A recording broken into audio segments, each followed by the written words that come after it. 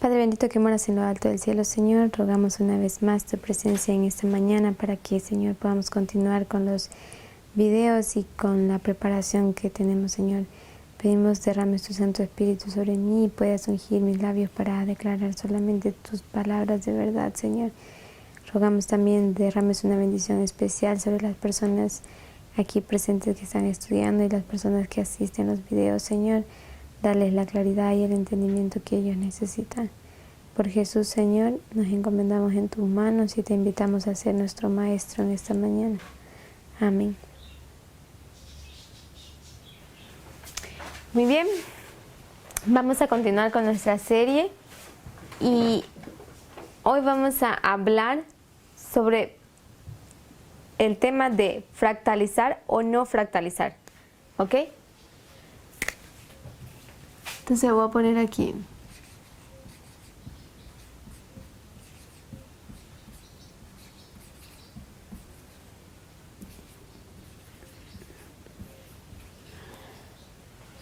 ¿Fractalizar o no?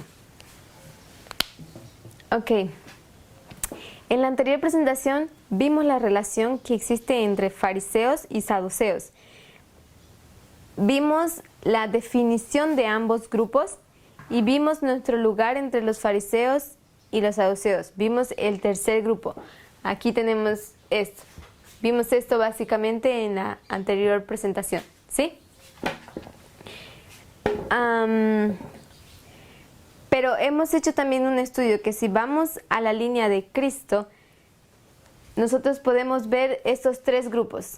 En la línea de Cristo, ellos son o Jesús o son los 12 discípulos. Un tercer grupo que Jesús levanta para mediar entre esos dos grupos, ¿ok?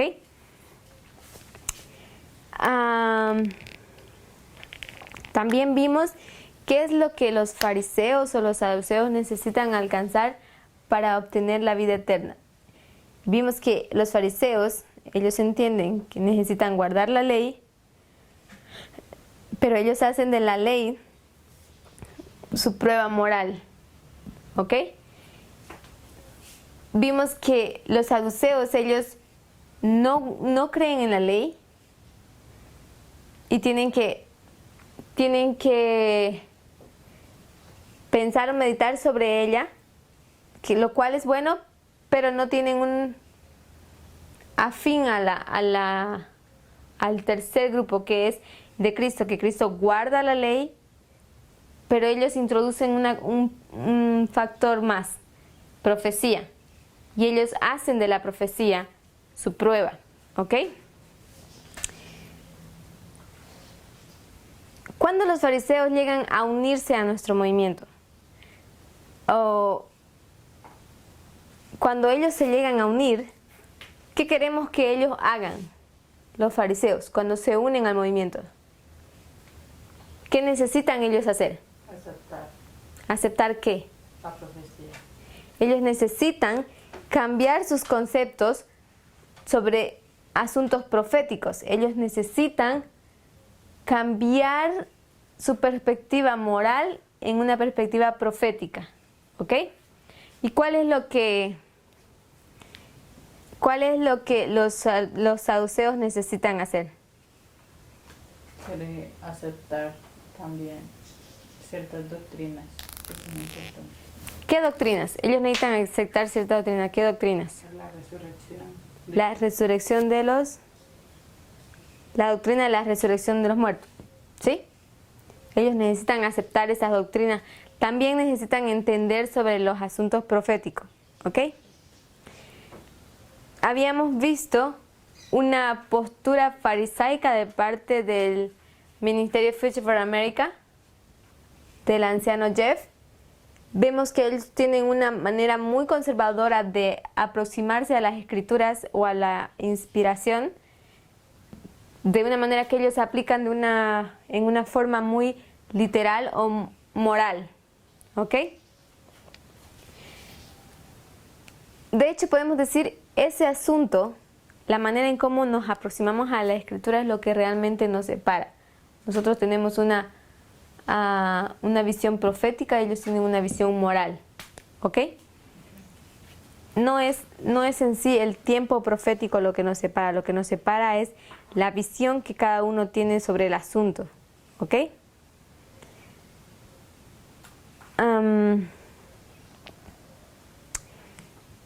Nosotros vimos, nosotros podemos decir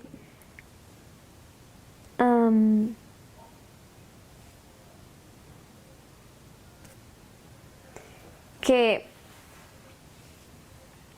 hace poco tiempo en el movimiento teníamos la postura de no consumir medicinas porque eran tóxicos para nuestro cuerpo. Pero sin embargo, ellos en una manera privada, en el aspecto privado de su vida, ellos consumían eso. Y eso es una característica muy típica de los fariseos. Los fariseos tenían una vida pública y tenían otra vida privada. Y la vida pública era todo conforme a la ley, más en su vida privada ellos podían hacer excepciones. Eso también vemos en el asunto de nuestro movimiento ahora. ¿Ok? Podemos también decir cuando salió el tema, cuando se nos reveló el tema de la naturaleza del hombre, muchos de esos aspectos han sido clarificados porque nosotros entendemos que en la naturaleza del hombre tenemos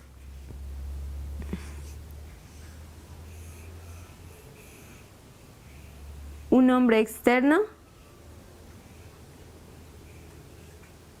y un hombre interno. En la versión de la naturaleza del hombre es lo mismo que los fariseos hacen. Ellos tienen una vida pública, que sería la vida externa, y una vida interna, que no es pública, que ellos son diferentes en eso. ¿Ok?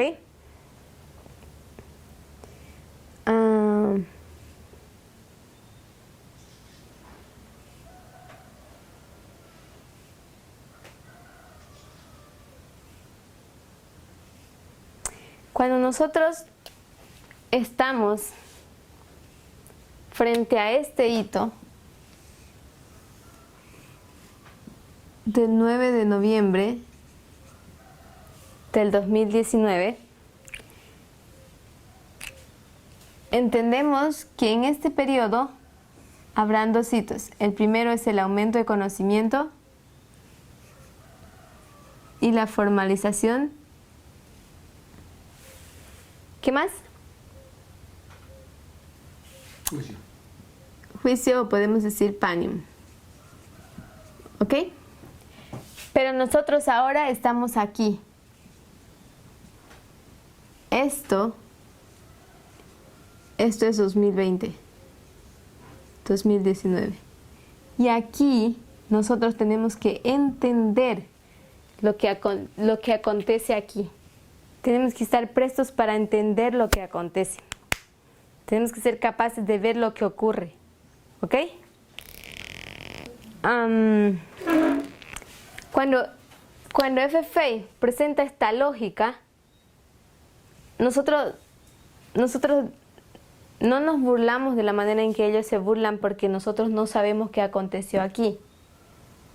Ellos sacan esta lógica como una burla, como un reproche, porque en realidad esa fecha externamente no aconteció nada. Entonces ellos dicen, ustedes que creen ser conocedores de profecía, ahora no entienden y no pueden explicar lo que aconteció aquí. Pero ellos, que son expertos en tiempo con el hermano Theodore Turner, ellos pueden identificar el periodo profético. Pero si tú todavía extiendes esta línea hasta un poquito más adelante, tú vas a tener que a 180 días más es la mitad de 360, de un año, ¿sí? Y eso te va a llevar exactamente a julio 18.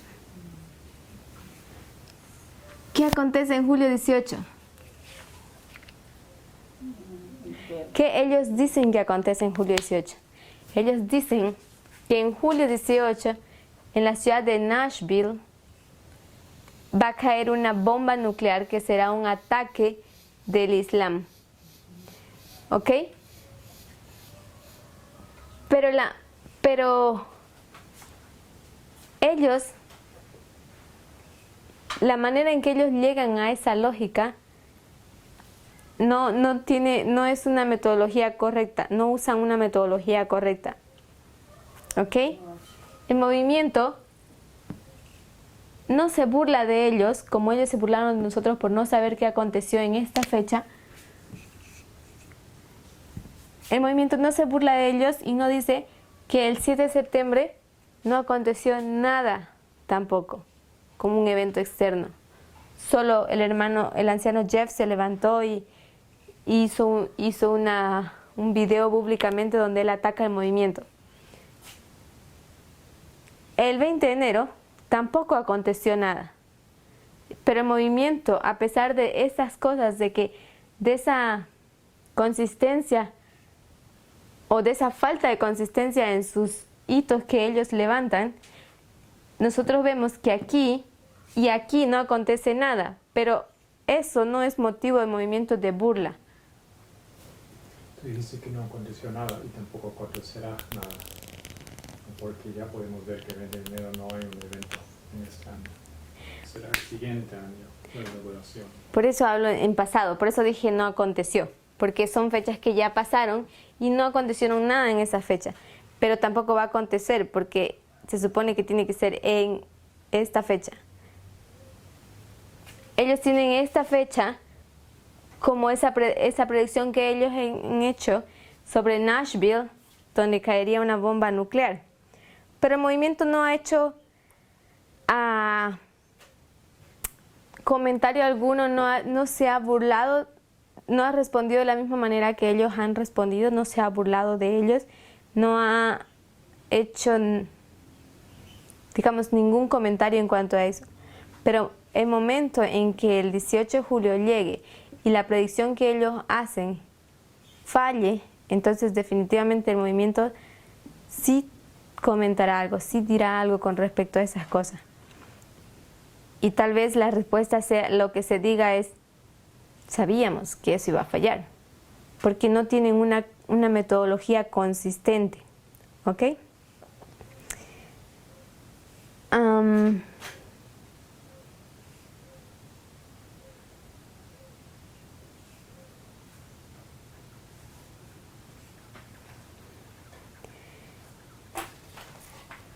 Ellos creen, FFA,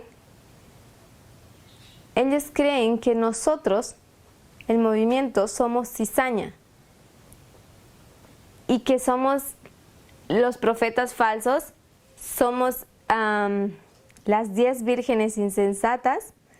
Ellos creen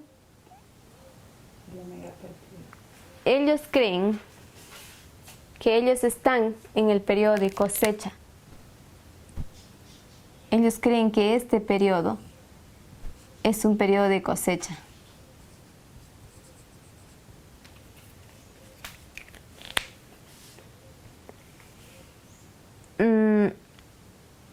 Pero ellos creen que están en el periodo de cosecha porque están aquí, en la mitad de los 144,000. Porque ellos creen ese periodo. Ellos tienen un mensaje que para nosotros ya no tiene más esperanza. No nos beneficia más, nadie más puede entrar ni salir de ese grupo de los 144,000. Nadie más puede salir de ese grupo, solamente pueden entrar, y los que pueden entrar son solamente netineos y levitas.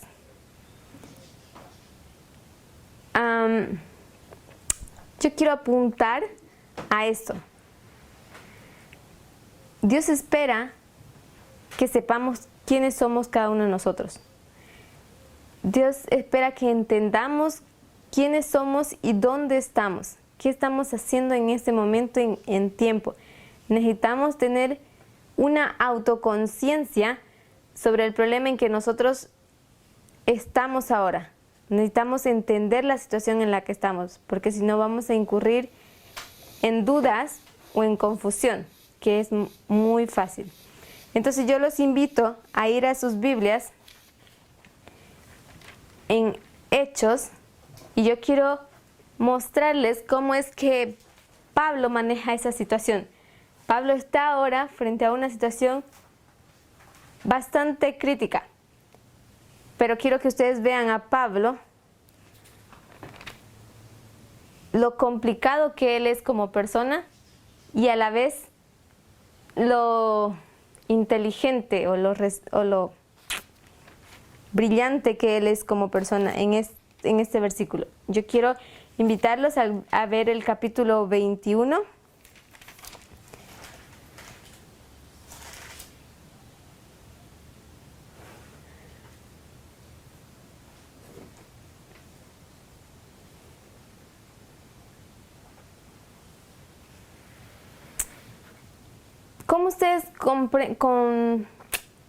¿Cómo ustedes conceptualizan a Pablo? ¿Como una persona liberal o una persona conservadora? Liberal. Liberal, es la respuesta. ¿Todos creen que Pablo es una persona liberal? Muy bien, solo voy a dar un ejemplo. Supongan que Pablo va al mercado y en el mercado él les dice, él da un mensaje, dice, tú puedes comer la carne sacrificada de los ídolos, pero tú sabes que eso es contra la ley. Entonces él es una persona muy liberal o conservadora. Liberal. Muy liberal, porque si tú sabes que es contra la ley, entonces te pones en una postura liberal, ¿sí? Ahora, supongamos que ustedes visitan o que Pablo está en casa de una persona romana. Él visita ahí, la persona le cocina algo, lo espera con algo, y Pablo dice, ¿será que él puede llegar a decir, yo no como ese tipo de comida? ¿No es eso lo que yo como? ¿Qué es lo que esperan que Pablo haga?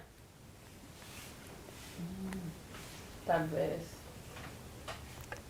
reciba la comida, pero después explicarle a la persona por qué no es correcto comer eso que tal vez se le sirvió. Tú dices comer la comida, luego explicarle a la persona que no es correcto lo que está comiendo. Pienso que no, pienso que tú, si estás en la casa de una persona diferente a tu creencia, tú te vas a adaptar a ella, tú vas a comer lo que ella hace, a la hora que ella lo hace, vas a tratar, te vas a comportar como esa persona es, para no ofenderla, ¿me entiendes? Más eso, ¿qué postura es? ¿Es una postura liberal, una postura...? Liberal. Es una postura bastante liberal para la perspectiva de algunos, ¿verdad? Sí. Entonces, cuando Pablo va en el capítulo 21 a su viaje a Jerusalén, las personas en Jerusalén no gustan de Pablo.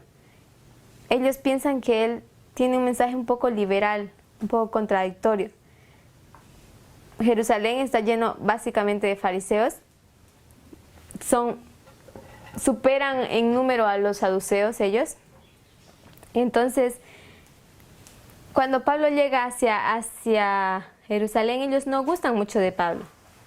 Pero si ustedes leen el versículo 24 del capítulo 21, nos dice lo siguiente: tómalos contigo, purifícate con ellos y paga sus gastos para que se rasuren la cabeza. Todos comprenderán que no hay nada de lo que les informó acerca de ti mismo, que tú también andabas ordenadamente guardando la ley. ¿Cuál es la situación aquí? A los ancianos se les informa que Pablo está reuniéndose con personas que no han guardado la ley, que no están guardando la ley. Por tanto, Pablo simpatiza con esa situación, entonces ellos asocian a Pablo como una persona que está sin guardar la ley, como una persona liberal. en ese entonces, como un saduceo. Entonces ellos dan un consejo para Pablo, y el consejo está en el versículo 21. Dice lo siguiente: se les ha informado en cuanto a ti que enseñas a todos los judíos que están entre los gentiles a apostatar de Moisés, diciéndoles que no circunciden a sus hijos ni observen las costumbres. ¿Qué significa apostatar? ¿Será que apostatar es bueno? ¿Será que podemos apostatar contra Moisés?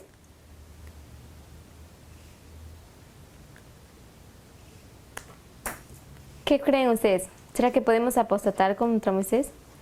Solo imagínense, Pablo está ahí y de repente los ancianos tienen el informe, porque a ellos se les han informado, de que Pablo está enseñando a apostatar a los demás. No solamente él está apostatando, sino que está enseñando a hacerlo a los demás. Y él está diciendo a las personas, no circunciden a sus hijos.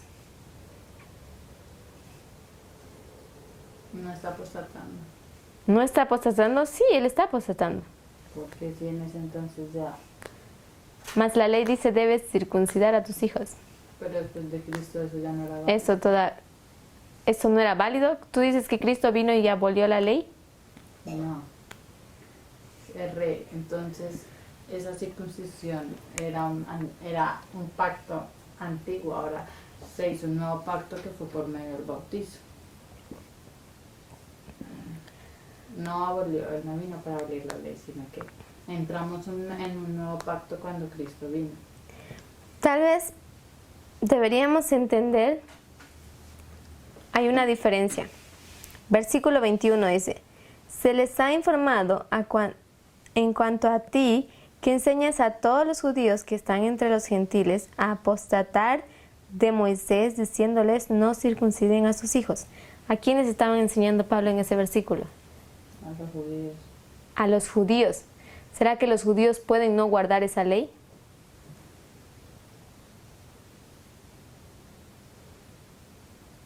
Pueden. No, los judíos tienen que guardar esa ley de apostatar. Todo judío sabe eso. Sí, Pero pudieron, si que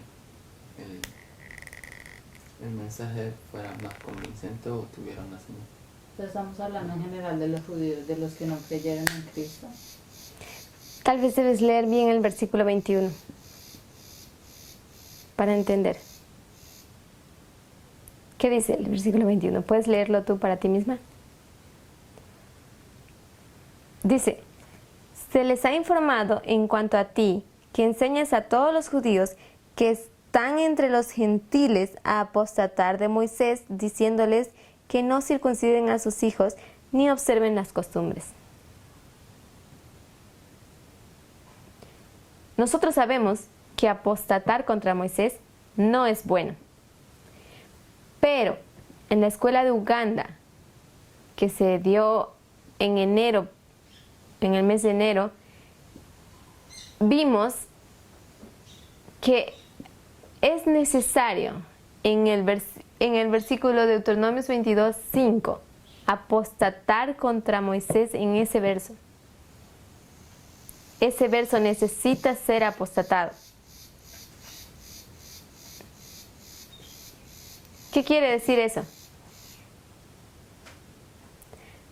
¿Ustedes creen que ese verso de Deuteronomios 22:5 necesita ser apostatado realmente? Sí. Entonces, lo que Pablo está haciendo de hacer a los judíos apostatar contra la fe, ¿está correcto?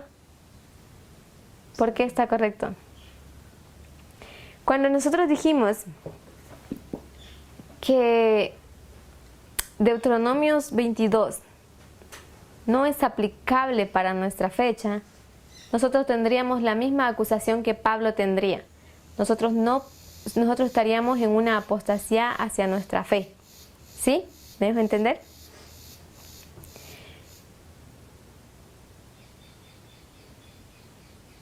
Pero quiero que ustedes entiendan que cuando se presentó esa postura de que Deuteronomio 22 era un verso que necesita ser apostatado o que no es aplicable para nuestra generación, para nuestro tiempo, no hubo persona alguna que argumentara en esa escuela contra esa lógica. ¿Por qué creen que no hubo un argumento?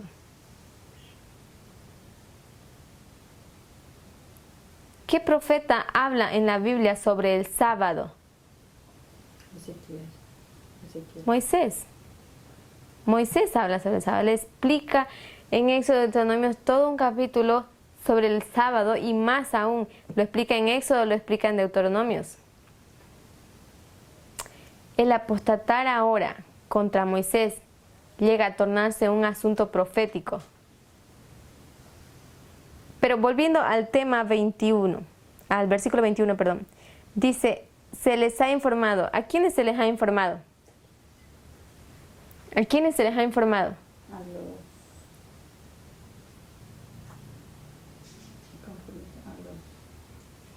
los líderes, pues. Leamos el 20. Cuando ellos lo oyeron, glorificaron a Dios y dijeron, ya ves, hermanos, cuántos millares de judíos hay que han creído y todos son celosos por la ley. ¿A quiénes se les ha informado? Se les ha informado al movimiento. Quiero que ustedes manejen la lógica ahora del movimiento. Se les ha informado a las personas en el movimiento en cuanto a ti, que enseñas que todos los judíos están entre los gentiles a apostatar de Moisés, diciéndoles que no circunciden a sus hijos. ¿A quiénes se les ha informado? No son personas en la iglesia o en el movimiento como tal. No son personas en la iglesia, sino en el movimiento. Ellos están preocupadas por los liberales que están introduciendo sus ideas de aquí al movimiento y están empezando a enseñar a rechazar a Moisés. ¿Quiénes son esos? Somos nosotros. Nosotros estamos enseñando ahora en el movimiento que debemos apostatar contra Deuteronomios 22:5. ¿Me dejo entender? Sí. Ahora, si leemos versículos 22 y 23, dice lo siguiente. ¿Qué hay pues? La multitud se reunirá de cierto porque no oirán que has venido. Haz pues esto que te decimos. Hay entre nosotros 4 hombres que tienen obligación de cumplir voto. Tómalos contigo, purifícate con ellos y paga sus gastos para que se rasuren la cabeza. Y todos comprenderán que no hay nada de lo que se les ha informado acerca de ti, sino que tú también andas ordenadamente guardando la ley. Versículo 25 dice, pero en cuanto a los gentiles que han creído, no guardan, pero en cuanto a los gentiles que han creído, nosotros les hemos escrito determinando que no guarden nada de esto, solamente que se abstengan de lo sacrificado a los ídolos, de sangre, de ahogado y de fornicación. ¿Qué significa? ¿Qué relación existe entre el versículo 24 y 25? ¿Alguien lo puede decir?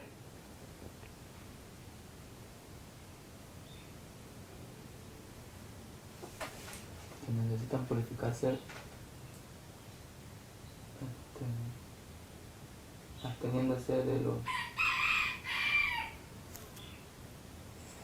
alimentos sacrificados, de sangre, de los estrangulados y de la fornicación. ¿Que necesitan purificarse quiénes?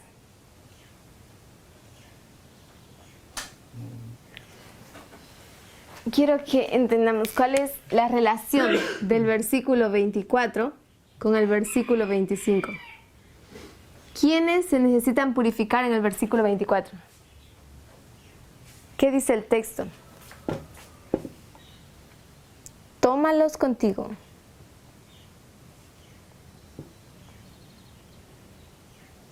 Purifícate con ellos y paga sus gastos, porque se rasuren todas las cabezas y comprenderán que no hay nada de lo que se les informó acerca de ti, sino que tú también andas ordenadamente guardando la ley. ¿Quiénes estaban con Pablo Gentiles. que no habían guardado la ley? Sigo con el postura. Los judíos, ok. Habían 4 judíos entre el grupo de Pablo que ellos no se habían circuncidado aún y necesitaban pagar una purificación por él, los gastos de la purificación. Pablo necesitaba pagar. Eran 4 judíos. Y en el verso 25,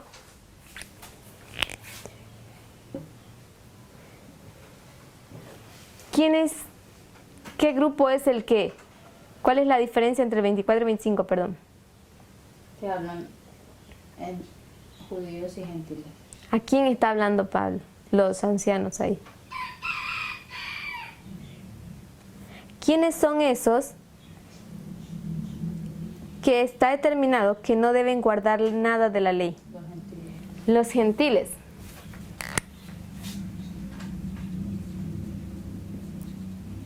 La diferencia entre, o la relación entre el versículo 24 y 25 es que en el versículo 24 se está hablando de 4 judíos que deben deben pagar los gastos de una purificación y raparse la cabeza para ellos entrar en orden en el ministerio, para colocarse bajo la ley dentro del ministerio.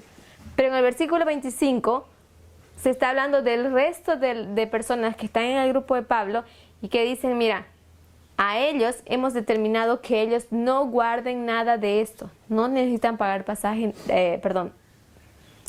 los gastos de la purificación, no necesitan ser circuncidados ni nada de eso. ¿Por qué? ¿Por qué ellos no necesitan ser circuncidados?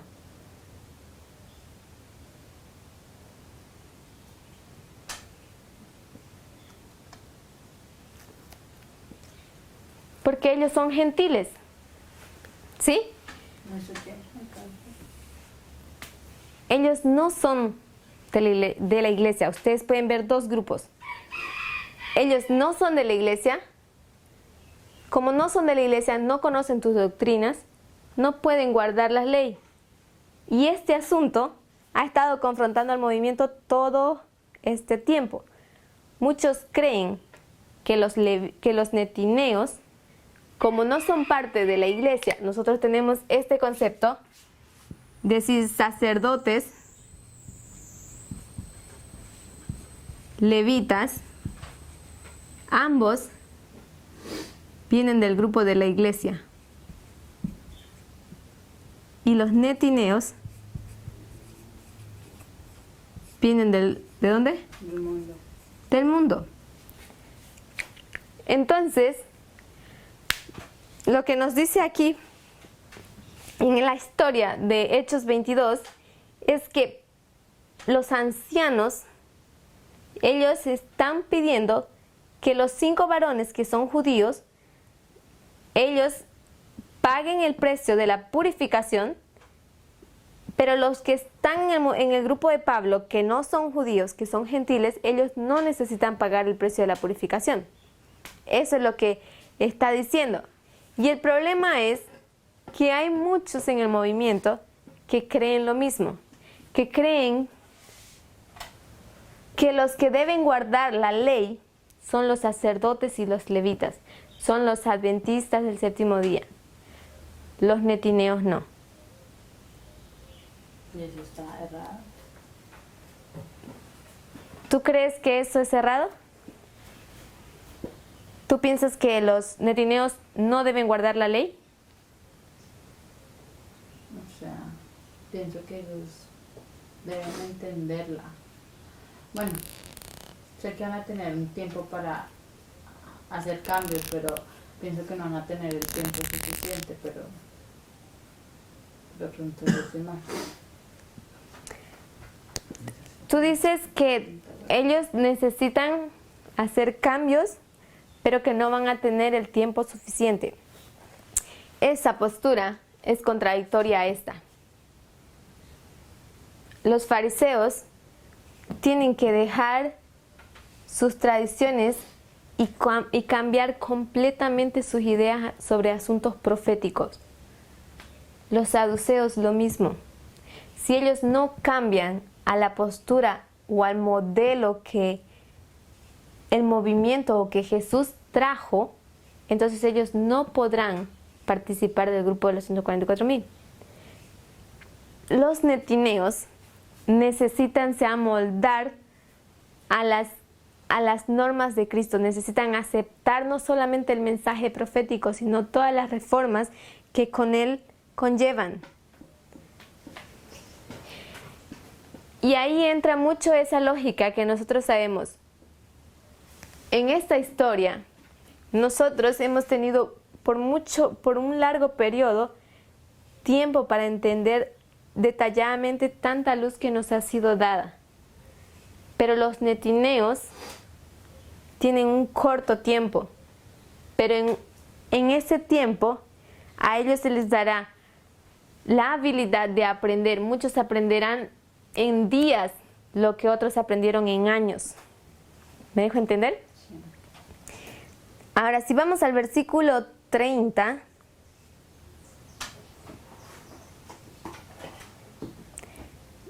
yo quiero que ustedes tengan claro una cosa. Pablo no creía en esta lógica de los judíos pagar rescate y los gentiles no. Él realmente no creía en eso. Él creía que tantos judíos como gentiles son iguales y deben regirse bajo la misma norma. Por esta causa él es puesto en prisión. ¿Ok? Verso 30, 22-30. Dice lo siguiente. Al día siguiente, queriendo saber de cierto la causa por la cual le acusaban los judíos, le soltó de las cadenas y mandó venir a los principales sacerdotes y a todo el concilio, y sacando a Pablo, le presentó a ellos. Eso ya es cuando Pablo está frente al concilio, ¿verdad? Cuando Pablo va a ser acusado. Ahora, versículo 1 al 3, dice lo siguiente. Entonces Pablo, mirando fijamente al concilio, dijo: varones hermanos, con toda buena conciencia he vivido delante de Dios hasta el día de hoy. El sumo sacerdote, Ananías, entonces a los que estaban junto a él, ordenó entonces a los que estaban junto a él que le golpeasen en la boca. Entonces Pablo dijo: Dios te golpeará a ti, pared blanqueada. Tú estás sentado para juzgarme conforme a la ley, y quebrantando la ley me mandas golpear. ¿Qué significa eso? ¿Qué acontece en esta historia? Pablo empieza su presentación, su defensa, y él dice: con toda buena conciencia he vivido delante de Dios hasta el día de hoy. Eso causa tanta molestia, tanta rabia al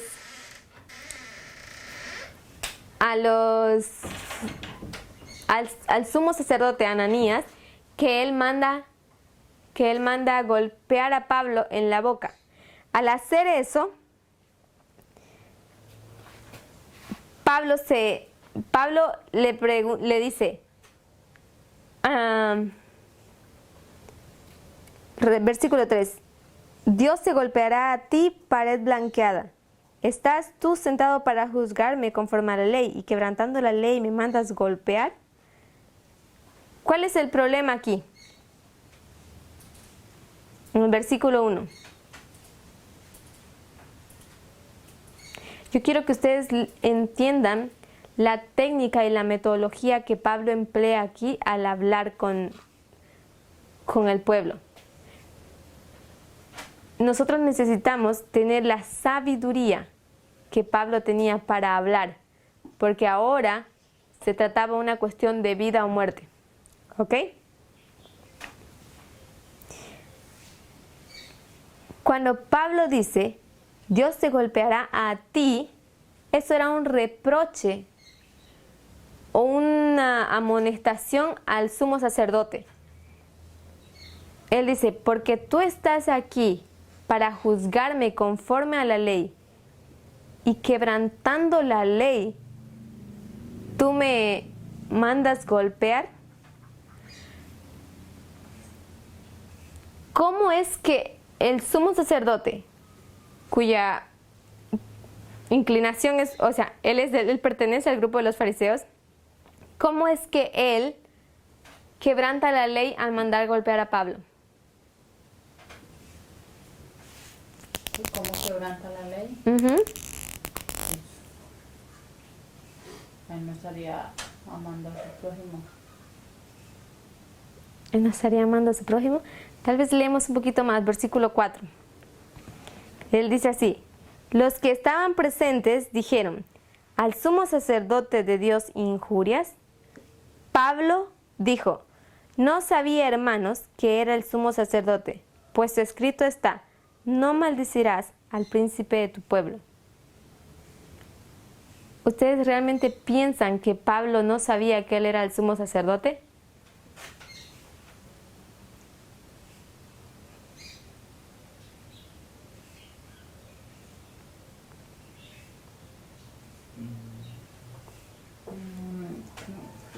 ¿Realmente creen que Pablo no sabía que él era el sumo sacerdote? Había muchas cosas que él declaraba que él era el sumo sacerdote. La vestimenta, por ejemplo. La vestimenta del sumo sacerdote era muy particular.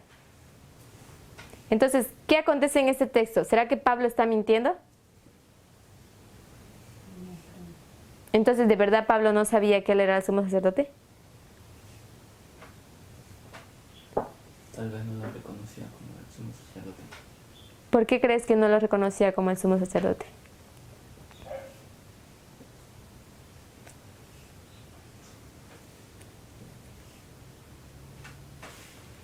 Aparentemente Pablo sí está mintiendo. ¿Pero Pablo miente? No, es que claro. ¿Pablo miente o no miente? No sé, yo realmente no estoy segura. No, Pablo no miente. Pablo es bueno. Necesitamos entender cuál es la perspectiva de Pablo. Pablo no está haciendo frente a la situación de la misma manera que el sumo sacerdote está haciendo frente a la situación. ¿Me dejo entender? Él está tomando, Pablo analiza la situación y enfrenta la situación desde la perspectiva correcta, mientras que el sumo sacerdote no está tomando la situación desde la perspectiva correcta. Hay una tensión aquí y muchas veces nosotros leemos y pasamos por alto esas cosas.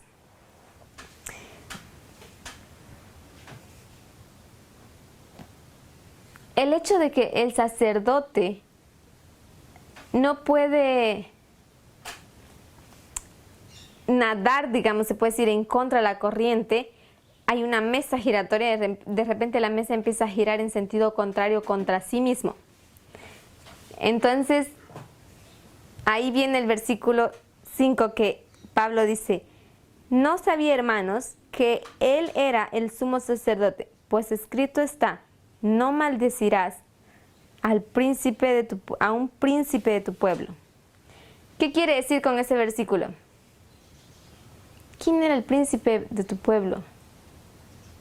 Cuando las personas que están ahí y le hacen la pregunta a Pablo diciendo al sumo sacerdote de Dios injurias, ofendes,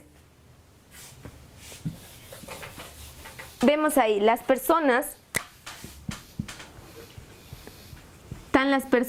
que están de parte del sumo sacerdote, de parte de Ananías, y está Pablo.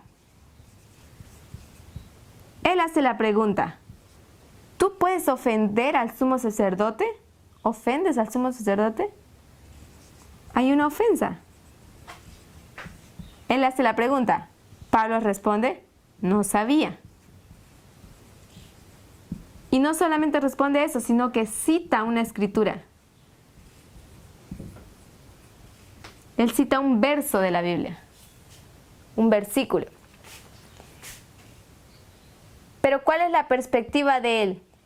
Para estas personas, ¿quién era el sumo sacerdote? Vamos a poner así, sumo sacerdote. Para esas personas, el sumo sacerdote era Ananías. Para Pablo, ¿quién era el sumo sacerdote? Cristo. ¿Por qué? Era Cristo. ¿Pero por qué era Cristo? ¿Cuál es la perspectiva de Pablo?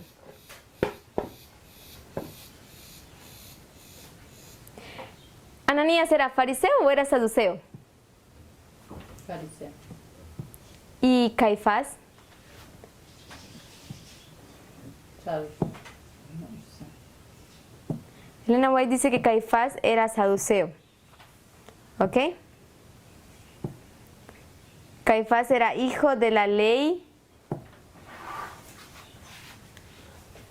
de Alí, Ananías, hijo de alguien así, pero era descendiente de un saduceo. ¿Ok? Si vamos a deseado de toda la gente, a ver si me acompañan. Página 608.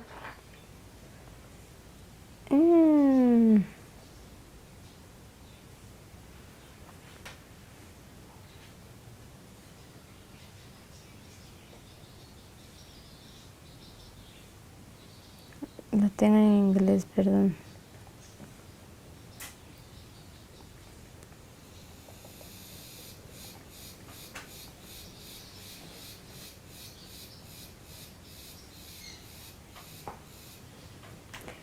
¿Alguien me puede ayudar con la cita en inglés? 608, por favor, y me la pasa en español.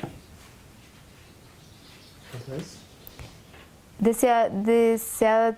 Desire of Ages, 608. Párrafo 1. Quiero la página en español. ¿Sí me puede ayudar? Por favor.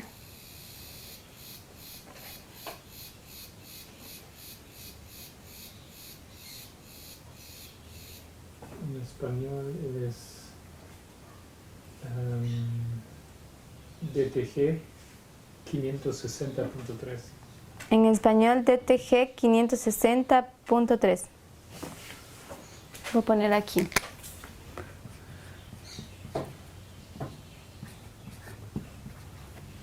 Ok, deseo a todas las gentes, 560.3. Dice lo siguiente. La sabiduría de la respuesta de Cristo había convencido al escriba. Sabía que la religión judía consistía en ceremonias externas más bien que en piedad interna. Sentía en cierta medida la inutilidad de las ofrendas ceremoniales y del derramamiento de sangre para la expiación del pecado. Si no iba acompañado de fe, el amor y la obediencia a Dios, la consideración abnegada para el hombre, le parecerían de más valor que todos los ritos. La disposición de delante de la gente manifestaba un espíritu completamente diferente a la de los sacerdotes y gobernantes. El corazón de Jesús se compadeció del honrado escriba que se había atrevido a afrontar el ceño de los sacerdotes y las amenazas de los gobernantes al expresar las convicciones de su corazón. Jesús entonces, viendo que había respondido sabiamente, le dice: no estás lejos del reino de Dios. Ese párrafo, el mismo pasaje, es el mismo pasaje antes de la visión de los sacerdotes, ¿ok? Quiero que volvamos al capítulo 23 de Hechos. En versículo 6 dice lo siguiente. Entonces Pablo, notando que una parte era de saduceos y la otra de fariseos, alzó la voz en el concilio: varones hermanos, yo soy fariseo, hijo de fariseo. Acerca de la esperanza de la resurrección de los muertos se me juzga. ¿Cuál es el asunto en este versículo?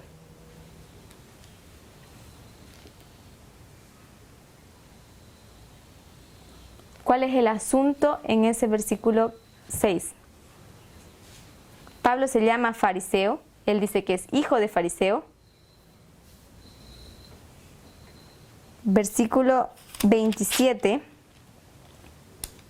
él dice: a este hombre he aprendido por los judíos que iban ellos a matar. Lo libré acudiendo a la tropa habiendo sabido que era ciudadano romano. ¿Qué es eso?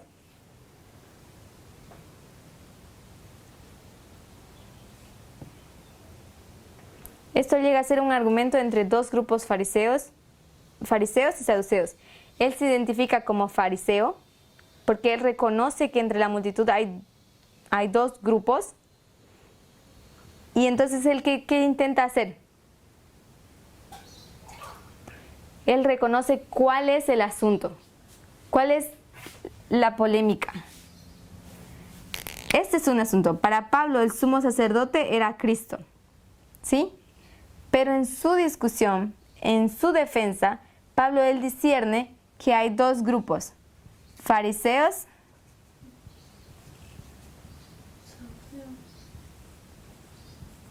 saduceos. ¿Cuál es la doctrina en la cual ellos dos difieren? La resurrección. La resurrección. Él dice en el versículo 6, la segunda parte: acerca de la esperanza de la resurrección de los muertos se me juzga. Pablo coloca este tema como el asunto de su juicio. Pero ¿cuál es el tema que los fariseos, por el cual ellos acusan a Pablo? Porque ofendió al sumo. No. O por lo de que lo confundía. ¿Cuál es el tema por el cual Pablo es acusado por los fariseos? ¿Por qué? Por la circuncisión. Porque trataba a los judíos y a los gentiles de una forma, o sea. ¿Sí me hago entender? Porque Pablo trataba a los gentiles de una manera y a los No, judíos de a otras. todos los trataba de igual manera. Trataba que se viera que eran iguales, tanto judíos como gentiles, ¿no?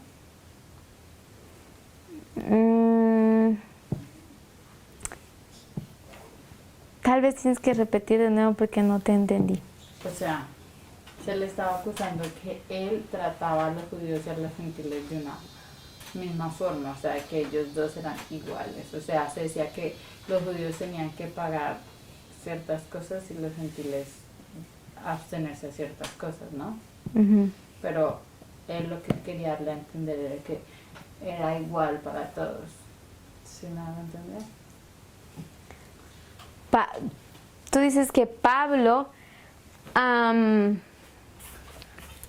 razón por la cual los fariseos acusaban a Pablo, o el sumo sacerdote Ananías acusaba a Pablo, porque él creía que Pablo quebrantaba la ley con el hecho de tratar a judíos y gentiles de igual manera. Ya, puede ser. Pero creo que el punto que yo quiero hacer es el siguiente. Versículo 7 dice: cuando dijo esto, se produjo disensión entre los fariseos y los saduceos, y la asamblea se dividió. Porque los saduceos, versículo 8, dicen que no hay resurrección, ni ángel ni espíritu, pero los fariseos afirman estas cosas. Y hubo un gran vocerío. Y lamentándose los escribas de la parte de los fariseos, contendían diciendo: ningún mal hallamos en este hombre, ni que si un espíritu le ha hablado o un ángel, no resistamos a Dios. Yo quiero que ustedes vean cuál es la situación. Cuando Pablo, él afronta la situación desde esta perspectiva, él entiende, no se me está acusando aquí por quebrantar la ley, aunque esa es la acusación de Ananías, que él causa disturbio. Él dice, él causa disturbios, versículo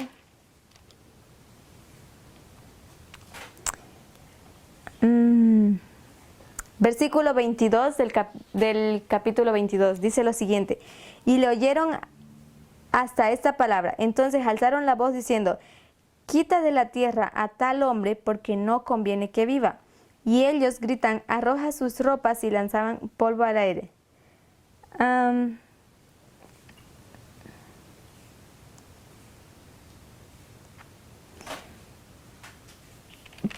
Ellos están diciendo que ellos no quieren que Pablo viva porque lo que Pablo había causado era que ellos habían acusado a Pablo de profanar el templo al introducir gentiles en el templo, ¿sí? Entonces ellos están básicamente hablando de un pecado de profanación, un pecado de quebrantamiento de la ley. Pero Pablo no está, él entiende la situación perfectamente y él dice, no, ustedes no me están acusando por eso, ustedes me están acusando porque yo creo en la resurrección de los muertos. ¿Cómo es que Pablo cree en la resurrección de los muertos? Porque Pablo cree que Cristo resucitado ahora es el nuevo sumo sacerdote. No es más Ananías. Por eso en el versículo 6, cuando Pablo dice, yo no sé, no sabía que él era el sumo sacerdote, él no está mintiendo, él está hablando claramente. Él, claro que sí sabía, pero él lo está diciendo en una forma irónica, hasta de burla. Pero obviamente, él no puede decir así libremente, Ananías, tú no tienes más autoridad como sumo sacerdote. Eso hubiese sido para los fariseos motivo de muerte a Pablo. Tenía que ser súper inteligente en su manera de hablar. Entonces, como Pablo afronta esta situación, es bastante sabia y es la manera en que nosotros debemos entender a hablar, porque estaremos en una situación como esta. La manera en que nosotros respondamos a las preguntas e interrogantes que se nos sean hechas dependerá en cuántos amigos o enemigos podamos obtener. Si Pablo hubiese dicho abiertamente que Ananías ya no tenía más autoridad como sumo sacerdote, sino que era Cristo, eso hubiese matado. Pero nosotros vemos en el versículo 10, versículo 9. Y hubo un gran vocerío, y levantándose los escribas de la parte de los fariseos, contendían, diciendo, ningún mal hallamos en este hombre, que si un espíritu le ha hablado o un ángel, no resistamos a ellos. Entonces, los fariseos, que son también escribas, ellos ahora cambian su versión. Ellos pasaron de ser los acusadores a ser los defensores de Pablo. Y ellos dicen, no hallamos mal en él. No hay mal en él. Y él dice, un ángel o Dios le ha hablado, no resistamos. Voy a poner ángel de esta manera. Si un ángel le habló, no resistamos. Yo quiero que ustedes vean realmente cuán importante es la manera de hablar. Con esta respuesta que Pablo da, con esta explicación que él da ante el tribuno, él muestra claramente lo increíble de la situación. Pero los fariseos, que eran sus enemigos más fuertes en ese momento, ellos ahora cambian completamente su versión. Pero ¿será que Ananías realmente creía esto? ¿Que un ángel habló a Pablo? No, él no creía. Pero no podía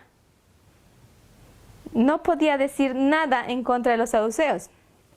Aquí Pablo responde lo siguiente. Versículo 10.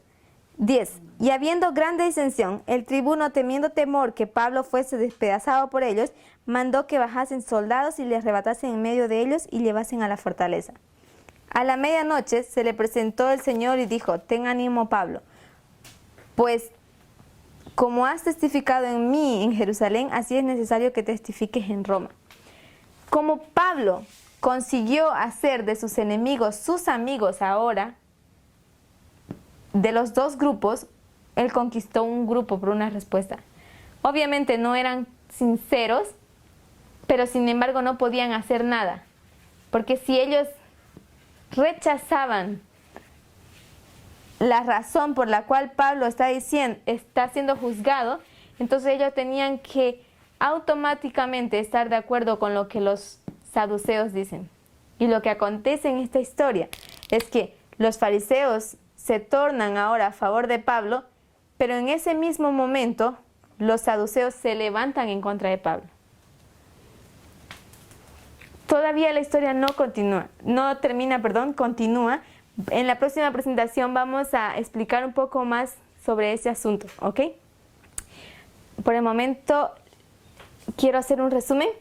Para terminar, hemos visto cómo la relación entre estos dos grupos liberales, la manera en cómo diferenciamos los judíos y los gentiles, y la manera en cómo nosotros tomamos la historia de Pablo y entendemos cuál es el asunto de la historia de Pablo. Muchos dentro de nuestro movimiento podemos pasar horas estudiando las Escrituras sin entender el verdadero asunto del problema. Entonces, miramos una perspectiva aquí, otra perspectiva aquí, y nos distraemos con cosas importantes, pero irrelevantes para la historia, para la lección que se nos quiere dar. Si nosotros prestamos atención, podemos entender estas cosas. Y una de las cosas que necesitamos entender es la manera más importante de cómo hablar con sabiduría. Y necesitamos aprender mucho de Pablo. ¿Ok? Los invito a orar para cerrar.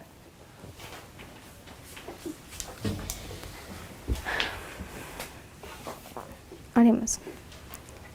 Amante buen Padre que moras en lo alto del cielo, Señor, una vez más queremos agradecerte por estas horas preciosas en las que hemos podido estudiar, Señor. Queremos pedirte que tú nos des el don y la habilidad de hablar correcta y apropiadamente como Pablo, Señor, con sabiduría, porque, Señor, necesitamos ser astutos para proceder contra el enemigo, Señor, y confiando en tu palabra, confiando en tus mensaje que tú nos has traído, Señor, nos permitas aferrarnos a ti y llenarnos de coraje y levantarnos como Pablo lo hizo, Señor, ante un tribunal con completa sabiduría y conocimiento de lo que estamos hablando, Señor. Rogamos te quedes con nosotros en este momento, en este día, por Jesús. Amén.